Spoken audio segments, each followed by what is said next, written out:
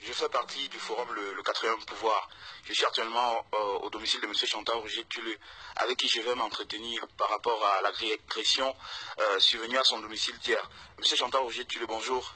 Est-ce que vous pouvez nous dire comment ça s'est passé durant la nuit d'hier? Je vous disais que dans la journée du mercredi, nous avons tiré la tribune de l'Est qui devait paraître hier jeudi dans les kiosques. Nous nous sommes mouillés en revenant de l'imprimerie et j'ai attrapé la grippe. Ce qui fait que dans la journée de jeudi, toute la journée, je ne suis pas sorti, j'étais ici dedans. Le médecin m'a prescrit des médicaments, parmi lesquels Efferalgan codéine, qui donne des insomnies. J'ai donc bu Efferalgan codéine et je n'ai pas dormi pendant toute la nuit. Donc, à 2h30 du matin, je suis les chiens qui aboient beaucoup. J'ai regardé la télé dans ma chambre. J'ai revu toutes les émissions, toutes les chaînes, en Catalogne et partout. Je sens des bruits, comme si quelqu'un saute et tombe à l'intérieur de ma maison. Souvent, quand il y a les passants ou les motos, les chiens aboient. Mais hier, les chiens aboyaient anormalement et beaucoup, tous les chiens. Quand j'allume donc dehors, je vois 3 bonshommes avec des cagoules. Ils ont des chaussures des militaires. Ils ont des combinaisons de mécaniciens verts avec des cagoules. 2 ont des pistolets. Je le sais parce que celui qui a fait tous les gaffes que vous voyez à la voiture là-bas, eh bien, il a cassé la vitre. Il avait un bidon d'essence, il a versé partout dans la voiture avant de mettre le feu. Bon, la vitre de la voiture ne se cassait pas vite, donc là, il s'est acharné. Pendant ce temps, ma femme, les enfants, tout le monde, on s'est mis à crier, à taper les casseroles, à taper les fenêtres, les vitres. Et un qui était au portail a dit « Repliez, il ne dorme pas, repliez, il ne dorme pas ». Et celui-ci, celui que le chien a agressé, parce qu'il y a un qui est blessé, parce que le chien a mordu un. Il avait un long pistolet, je crois que c'était un pistolet avec un silencieux. Il a envoyé le pistolet à la direction de la maison où nous faisions du bruit, parce qu'on n'avait pas allumé dedans, on avait seulement allumé les lampadaires de dehors. Ça fait que nous, on les voyait et ils ne nous voyaient pas. Et celui qui était à la voiture a dit « Non, ne tire plus, pas maintenant, pas maintenant ». Et celui qui avait le pistolet, qui grimpe dans l'escalier, se retourne et dit « Tu vas payer, tu vas fermer ta grande gueule, la CNPS ne t'appartient pas ». Donc il a signé son crime. Celui qui s'acharnait à la voiture, vous savez, si j'étais armé, je la battais. Parce qu'il le faisait vraiment sans trop s'empresser. C'est quand le chien revient vers lui que tous les voisins se réveillent, que donc il monte dans l'escalier, il court, il saute. Et les autres, la voiture qui les attendait en bas là-bas, dans le noir là-bas, les prend et il part. J'entends la voiture qui démarre. J'appelle donc les ESIR, le 117 et tous les autres là sont venus ici, la PJ et tous les autres, ils sont venus ici dans la nuit pour constater les dégâts, à qui j'ai également dit qu'ils ont dit qu'ils reviendront et que la CNPS ne m'appartient pas, qu'on va fermer ta grande gueule. C'est quoi le contexte? Le contexte est que je suis convoqué au tribunal lundi avec mes avocats. La plainte a été portée par M. Mokoulou contre moi. Je dois en avoir déjà 5 ou 6 ou 10. Enfin, il y a une lundi. Et celui qui s'occupe des premières auditions s'appelle Amvela Bidjo. Celui qui s'occupe des plaintes à la CNPS s'appelle Mangang Salomon. Il est magistrat 4e grade que Mokoulou a embauché là-bas.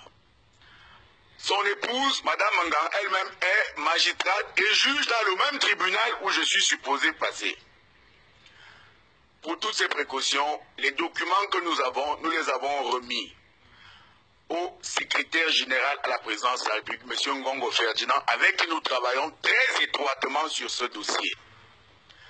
À M.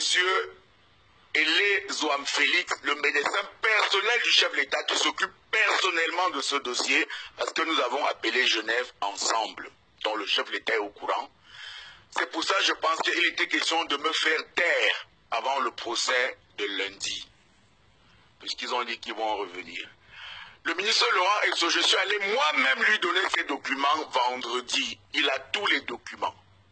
Si bien que je pense que le truc n'était pas de venir voler les documents, puisque les documents n'étaient pas ici, c'était pour venir m'assassiner, pour m'empêcher d'aller témoigner lundi au tribunal. J'ai donc fait venir mes avocats, ils sont devant vous, pour qu'on statue sur la stratégie. Est-ce que ma sécurité est encore en jeu? Le docteur Hélé, avec qui j'ai une séance de travail tout à l'heure à 13 h, nous devons également recontacter Genève avec le secrétaire de la présidence de la République.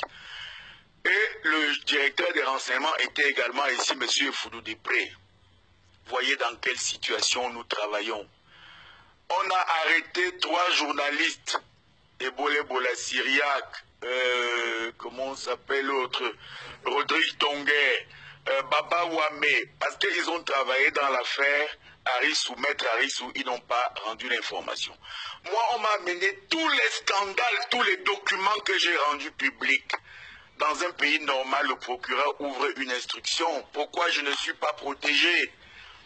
Pourquoi les gens auraient attendu pour venir faire de beaux discours pendant que je serais mort? Et mes enfants, est-ce que ce pays est toujours gouverné? Est-ce que chacun peut faire ce qu'il veut parce qu'il est le neveu du chef de l'État? Voilà de quoi il s'agit. Voilà le drame qu'il y a eu ici cette nuit. Vous avez vu les cassures. Il a essayé de forcer la porte. Celui qui donnait son doigt à la porte ici, ça n'a pas marché.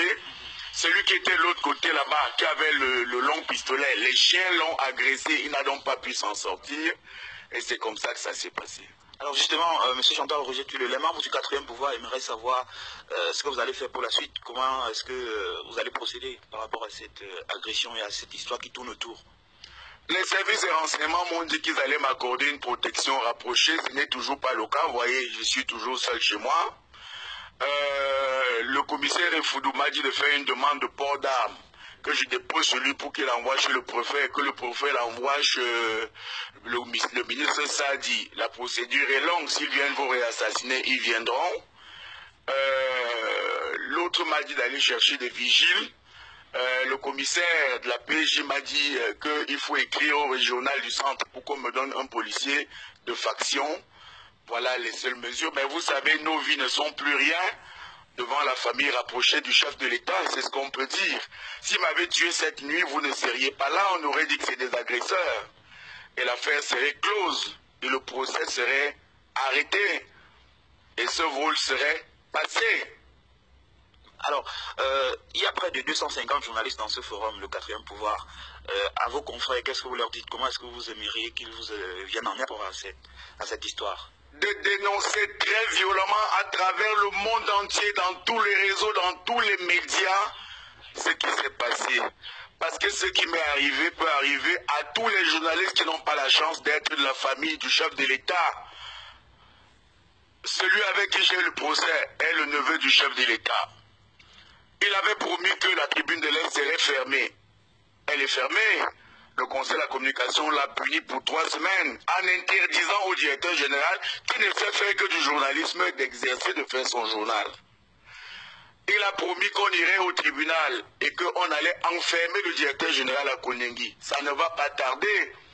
Vous savez, depuis que le chef de l'État a voté des mesures pour qu'on enferme les journalistes pour délit de presse, ils ont des méthodes pour contourner ça. Ils vous font 150%, ils vous donnent des amendes énormes, vous ne les payez pas et on vous arrête pour contraindre par quoi vous allez quand même à Kondengi.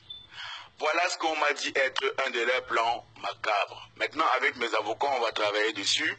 Qu'est-ce que je dis aux journalistes du Grand Forum? Que j'attends d'eux qu'ils rendent publique cette affaire. Que cette fin de règne au régime au Cameroun ressemble à une jungle. Que j'ai peur pour mes enfants qui vont à l'école tous les matins. Que j'ai peur pour ma femme qui va faire le marché. Que j'ai peur pour moi-même qui ne peut plus sortir saluer un ami ou deux. Voilà dans quelles conditions nous vivons au Cameroun aujourd'hui. Merci, M. Chantal Roger.